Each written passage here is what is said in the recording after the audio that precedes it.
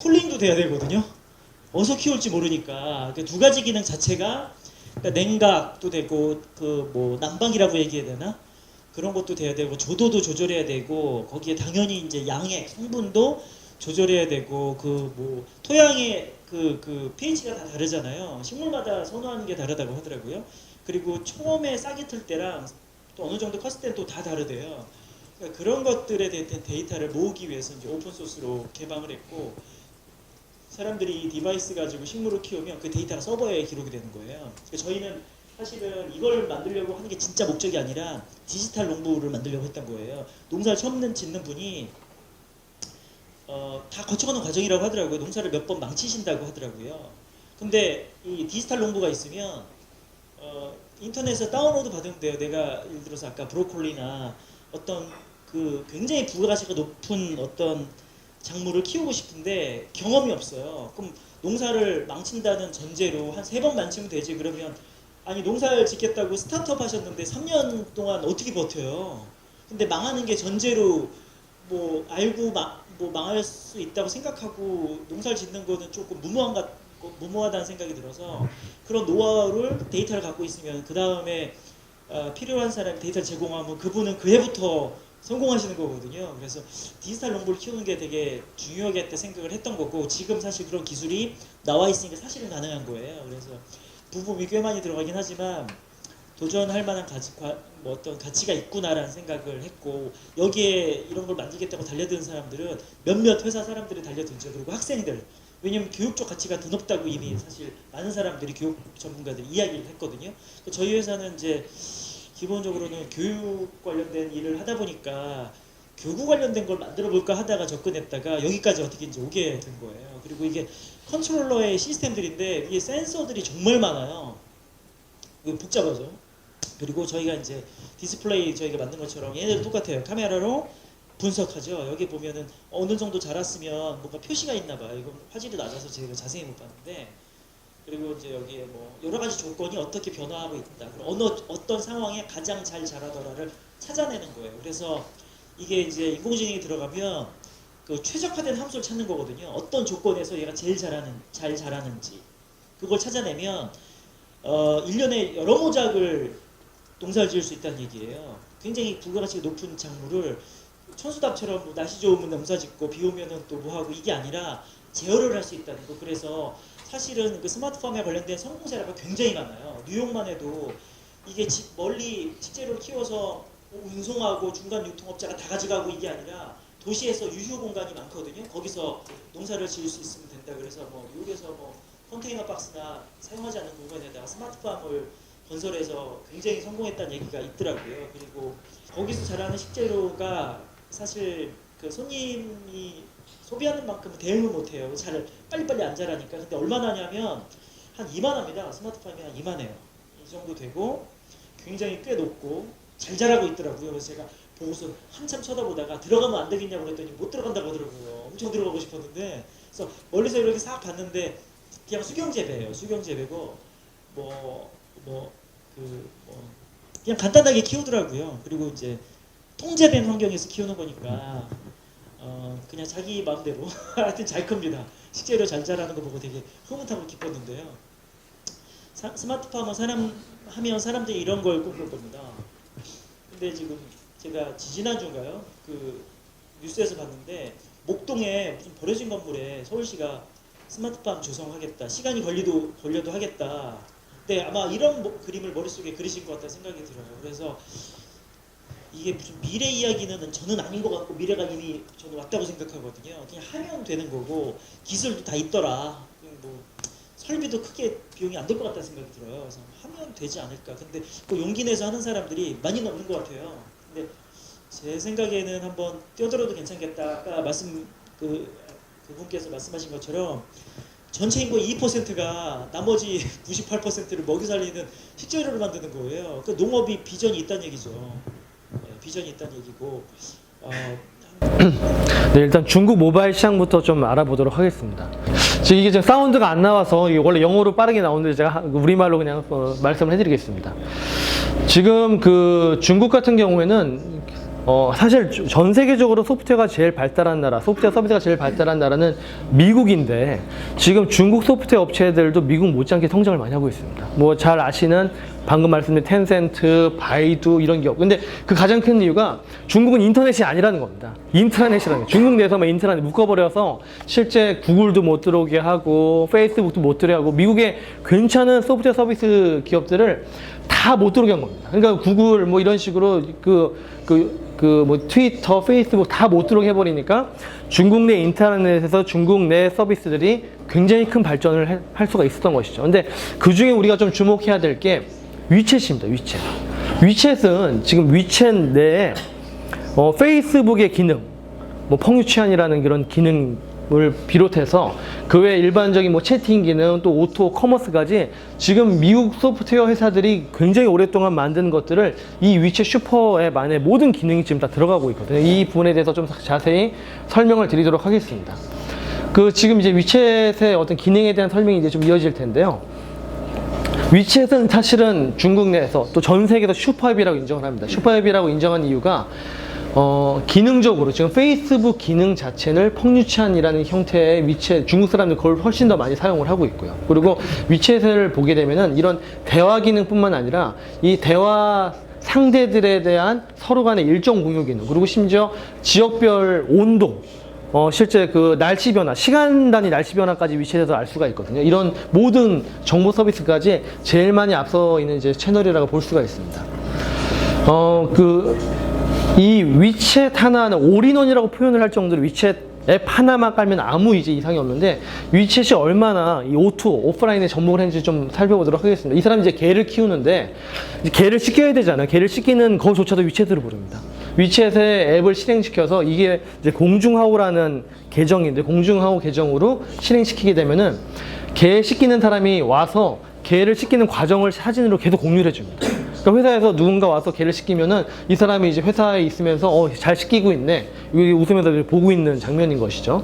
그래서 이 개를 씻기는 장면을 보다가 오늘 저녁 식사를 하는데 친구랑 좀 국수집을 갈까? 그래서 또 위챗으로 오더라는 과정입니다. 그럼 위챗을 하는 동안에 이 사람은 이제 챗으로 개 시키는 사진을 받기도 하고 또 오더를 또 그 사이 국수를 이제 시키는 것이죠. 국수집 같은 경우에도 실제 여기서 이미 선결제를 해버립니다. 국수 해봤자 우리나라 돈으로 3, 4천 원밖에 안 되는데 선결제를 해놓고 몇 시에 갈 거다라는 것까지 다 예약을 해놓는 것이죠.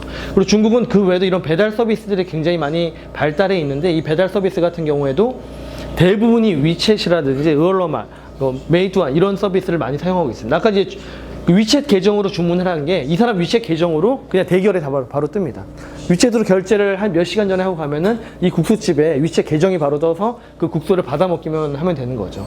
결국은 이런 그 오토 서비스와 이런 오프라인 매장의 밀결합으로 인해서 매장에는 사람이 없는 겁니다. 사람이 없고 이 국수를 먹는 시간에 또 누군가 또 개를 씻기고 있고 또 여기서 이런 점원이 이런 홀 서빙하는 것 없이 자동적으로 자기가 시킨 국수들을 이제 식별해서 받을 수 있는 이런 서비스까지 발전을 해 있다는 거죠. 그래서 그 오토가 이 위챗을 기반으로 한 오토 커머스와 이제 위챗의 어떤 밀결합이 이렇게 강렬하다, 뭐 이런 얘기를 해주는 겁니다. 위챗이 현재 지금 7억 명 정도 지금 사용자가 있고요. 7억 명 중에 2억 명 정도가 실제 커머스를 활용을 하고 있습니다. 이것은 워낙에 모든 데이터가 위챗에서 이루어지기 때문에 빅데이터 분석이 된다는 것입니다. 제가 뒤에서 설명드리긴 하겠지만은, 위챗 계정 중에 공중하오에서 일어나는 서비스들을 분석하는 그런 따로 백데이터 계정이 따로 있는데요. 백오피스 계정이 따로 있는데 이 백오피스에서 이런 빅데이터 분석이 이미 가능하다, 이런 얘기를 지금 보여주고 있는 겁니다. 예, 여기까지 보여드리고요. 그래서 제가 수치적으로 좀 설명을 해드리면은 위챗이 실제 카카오와 유사한 시점에 서비스는 시작이 됐지만은 우리가 좀 주목해야 될 서비스는 이 바로 공중하오라는 서비스입니다. 여기 보면 펑유치안이라는 서비스가 카카오 서비스랑 제일 비슷한 걸 찾아본다 그러면은 카카오 스토리 정도거든요. 근데 이 카카오 스토리와 카카오의 옐로우 아이디 또는 카카오의 풀친이 밀결합되어 있지는 않잖아요. 근데 실제 중국 같은 경우는 페이스북과 유사한 이 펑유치안과 카카오 스토리와도 유사하죠. 이 펑유치안과 웨이신 공중하오 서비스가 밀결합이 되어 있습니다. 공중하오 서비스가 카카오의 어떤 서비스와 비슷하냐면요. 카카오 옐로우 아이디, 플러스 친구, 알림톡, 상담톡 이거를 다 합한 것보다 기능이 한 10배는 더 있습니다. 실제 공중하오 계정 같은 경우에는 지금 여기서도 중국 진출하신 그런 브랜드들이 있겠지만은 우리나라 기업들 중에 중국 진출한 기업들, 뭐 미스터피자나 이런 기업들 보게 되면은 홈페이지는 없는데 무조건 이 공중하오는 만듭니다. 왜냐면 중국에서는 공중하오 없이는 사업을 할 수가 없습니다. 그리고 공중하오 내에서 워낙에 커머스 기능이 강합니다. 워낙에 커머스 기능이 강하기 때문에 굳이 홈페이지에서 뭔가를 판매하지 않더라도 공중하오에서 워낙에 많은 판매가 일어날 수 있다는 거죠. 이 공중하오를 활용을 해서 돈을 버는 사람들을 중국에서는 웨이신상이라고 합니다. 위챗을 중국 사람들이 웨이신이라고 부르거든요.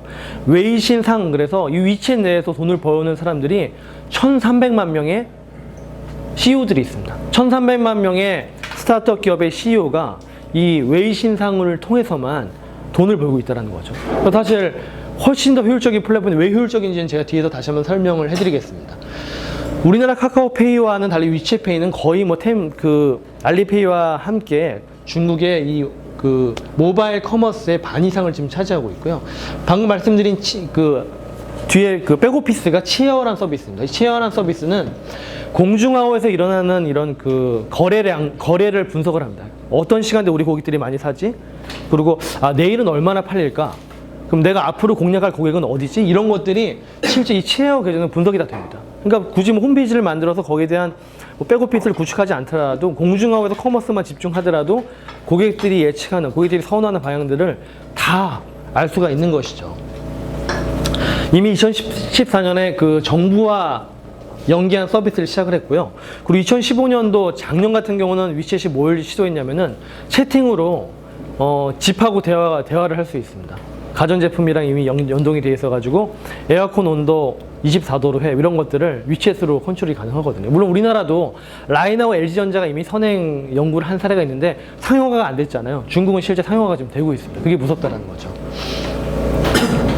지금 여기 있는 수치들이 굉장히 좀 유의미한 수치들인데요.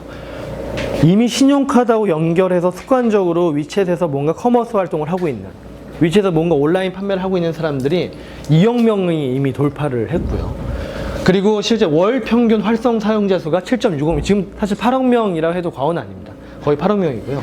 그리고 이 공중하오가 실제 우리나라로 보면은 옐로우 아이디나 플러 친구 같은 그런 좀 정형화된 서비스인데 이게 중국에서는 거의 홈페이지 비슷한 서비스고, 여기서 하루에 70만 건 정도의 기업의 소식이나 프로모션이 고객들에게 나가고 있습니다. 거의 이게 주 채널이라고 보더라도 과언이 아니죠. 그리고 아까 말씀드린 뒤에서 빅데이터를 분석할 수 있는 관리자 페이지인 치어 서비스도 계정이 65만 개입니다. 제일 무서운 거는 중국도 우리나라처럼 문화가 설날에 세뱃돈 주는 문화가 있습니다. 물론 세배를 하고 주는 건 아닌데 인사라면 세뱃돈 주는 문화가 있거든요. 근데 우리 세뱃돈을 줄 때 현금으로 주잖아요. 현금으로 줄 때 더 있어 보이잖아요. 있어 보이는데 세뱃돈을 위챗으로 전송을 한 겁니다.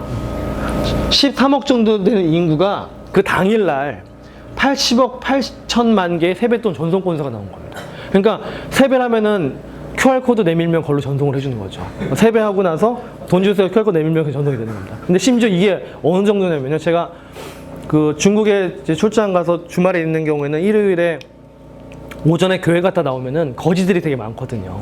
교회 앞에는 거지가 늘 많죠. 중국에서는. 이게 거지분들이 이렇게 쭉 있는데 옛날에는 나가면은 이렇게 바구니들을 내밀면은 동전을 주거나 지폐를 주거나 했는데 갑자기 웬 거지가 제 앞을 가로막더니 QR코드를 딱 내미는 거예요. 그래서 저 처음에 너무 깜짝 놀라서 봤더니 QR코드로 송금해달라고. 그 얘기입니다. 스타트업을 얘기하다가 외식 쪽에서 가장 빠질 수 없는 게 지금 너무 이슈적으로 얘기를 많이 하고 있는데 배민을 얘기할 수 있어요. 배민이 여러분들 다 아시고, 배민은 처음에 얘기했을 때 굉장히 심플하게 얘기했습니다. 전단지를 바꾸겠다. 전단지를 바꾸겠다 해서 이렇게 전단지로 많이 하면 음식물 쓰레기도 없고 집에 예전에 막 쌓여 있었잖아요. 이런저런 쓰레기 없고 중국집 가려면 전단지 어디 있냐, 피자집 어디 있냐 이렇게 했는데 이렇게 이제 바꿨죠. 여러분들이 아시는 앱으로. 요즘에 뭐 아직까지도 전화 주문이나 전단지를 하는 데가 있지만 그 비율이 정말 많이 줄어서 뭐 이거는 2016 기준으로 제가 이제 찾아온 건데 전단지가 이만큼 많이 줄었다라고 하면서 뭐 80%가 배달 앱으로 광고를 하고 모바일로 결제한다. 이 비율은 점점 늘면 늘었지 줄지는 않을 거예요. 여러분은 생태계가 이미 바뀌고 있고 이미 스타트업이라는 데서 예를 들면 배민은 스타트업을 넘었죠. 이미 기업 가치가 4조고 거기에 대해서 진행도 많이 됐고 지금 여러분들이 처음에 뭐 5년 전이나 6년 전에 배달앱을 모르시는 분도 있었지만 지금 배달앱이 신문에서도 나오고 정치인들이 말할 정도로 얘기가 되고 있죠.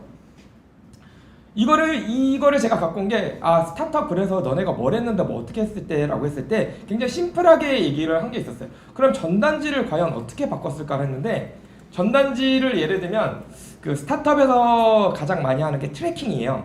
트래킹을 어떻게 할 것이냐. 옛날에와 지금과 가장 차이가 큰 게 뭐냐면 마케팅으로 따지면 옛날에 TV 광고나 마케팅을 하면 이 고객이 어디서 왔는지를 정확히 트래킹을 하지 못했어요. 내가 예를 들면 만나 미원이라고 할게요. 만나 미원을 샀는데 TV 광고에서 막 이제 김혜자 선생님이랑 막 이렇게 했어요. 그리고 광고를 봐서 예를 들면 이 사람이 만나를 사온 건지 내가 진짜 우연히 들려서 산 건지 아니면 친구가 추천해서 산 건지 이런 게 트래킹이 안 되는데 그냥 돈만 많이 벌면 와 대박 났다 이런 식이 했는데 IT 스타트업에서 이제 하는 것은 트래킹을 정확히 하려고 해요. 이게 정확히 고객이 어떻게 왔을까? 어떻게 사용했을까? 그래서 뭐 가상으로 전단지 전화 주문하면 그 전화번호를 예를 들면 그 가상 전화번호는 그 이 전단지를 통해서만 올 수 있는 거예요. 이거를 서버로 받아서 그래가지고 정확하게 들어오는 파악할 수 있습니다. 3단계로 쉽게 설명을 했지만 IT 기업들이나 스타트업들은 거의 90% 이상이 이러한 구조로 지금 트래킹을 하거나 정보를 얻어서 비즈니스를 만들고 있습니다. 그래서 여기서 외식 시장을 제가 말하면서 뭐 저의 생각뿐 아니라 항상 이제 뭐 주변에서 뭔가를 잘 하시는 분들이 얘기할 때 이거 너무 잘 되고 있어 요즘 이게 좋다더라 이렇게 하는 게 아니라 스타트업에서나 이제 얘기할 때는 다 숫자로 얘기를 해요. 요즘에 성장률이 어떻다든지 비율이 어떻다든지 실제로 했을 때 2019년 버전으로 했을 때 이제 사람들이 전화 주문을 할 때 이제 배달앱이나 이런 거는 여기만 보더라도 뭐 한 5년 전까지만 해도 전화 주문이 더 많았을 거예요. 지금 근데 이제 반 이상이 넘었죠. 반 이상이 넘고 주문을 하고 있고 이제 사람들의 뭔가 일상 속에서 많은 변화를 일으켰다는 거. 주문 쪽이. 그리고 제일 많이 시키는 게 예를 들면 치킨, 뭐 중식 이렇게 해서 피자해서 배달 쪽에서는 외식 배달 쪽에서는 이쪽이 가장 잘 나간다라는 거. 실제로도 전체 데이터나 지금 돈 버는 비즈니스로 보면 치킨이나 이런 부분이 많이 하고요. 여기서 근데 이 비즈니스를 다 믿을 수 없는 거는 예를 들면 커피라는 시장이 여기서는 빠져 있고 주문을 지금 많이 안 하고 있는데 이건 또 어떻게 바뀔까라고 저희가 지금 생각을 많이 하고 있습니다. 일반적으로 기사를 봤을 때 외식 시장에 대해서 이제 보면 전체적으로 아까 전에 그 대마족발 안강선 대표님께서도 설명을 하셨는데 뭐 매출액이 얼마고 이런 부분이 상당히 중요해요. 그래서 이 기준도 예전에는 사실 공개를 안 하다가 프랜차이즈 이제 공정거래위원회에서 프랜차이즈 본사들은 이 자기 정보들을 꼭 게시를 해야 돼요. 그래서 저희가 이 정보를 통해서 어디가 잘 되고 있는지 예를 들면 어느 브랜드가 1위 있는지를 이렇게 알 수가 있었고요. 다른 것을 얘기해 볼게요. 치킨 쪽들이 지금 많이 노력을 하실 거예요. 치킨 쪽들 하는데 맘스터치 있고 BBQ 앱 있고 교초는 앱을 만들려다가 취소를 했어요. 그리고 지금 BHC도 앱이 있는데 다들 보면 점수가 이 정도예요. 1점에서 3.4입니다. 앱 리뷰를 보면 다들 문제들 이렇게 얘기를 해요. 그냥 왜 니네가 앱을 만들었냐고 이렇게 불편하고 이렇게 힘든데 그럴 거면 난 차라리 배달의 민족을 쓸 거야. 요기요를 쓸 거야. 지금 요기요나 배달의 민족의 90%가 98% 넘는 점유율이 중요한 게 아니라 사용자들을 가장 맞추고 있다는 게 전 중요한 것 같아요. 그럼 사용자들이 원하는 거를 지금 예를 들면 이 앱들이 만들 때 하는 게 거의 90%가 똑같은 게 뭐냐면 프로모션 행사를 해요. 싸게 만들거나 이벤트를 하거나 이쪽으로 들어와 달라. 그걸로 고객들은 오래 가지 않습니다. 돈만 시원하게 다 날리시고 금방 망하는 게 대부분이었고요. 공공앱을 요번에 만들면서 참 재밌게 보고 있어요. 공공앱을 하고 있는데 이거 무료다라고 하면서 수수료 무료다인데 제로페이도 거의 망했다 싶지만 어떻게든 계속 살리고 있어요. 공공자원이나 세금을 들이면서. 공공앱도 그렇고 이 두 가지가 똑같이 망하는 이유는 사용자를 전혀 고려를 안 해서 그래요. 이 시장에서 스타트업이나 예를 들면 IT 앱 쪽에서 중요한 거는 1위가 테이킹을 다 해요. 거의. 지금 보면 주변에 지금 깔리시는 앱들 있잖아요. 메신저 5개 쓰시는 분 있으세요? 뭐 3개 쓰시는 분 있으세요? 배달앱 예를 들면 뭐 5개, 6개 다 까세요? 다 한두 개에서 거의 다 끝나요. 1, 2, 3위들이 여기서 이 시장을 다 먹고 사용자들은 가뜩이나 편리하려고 하는 세상인데 내가 앱을 굳이 5개, 6개 이렇게 깐다? 그런 건 안 하죠.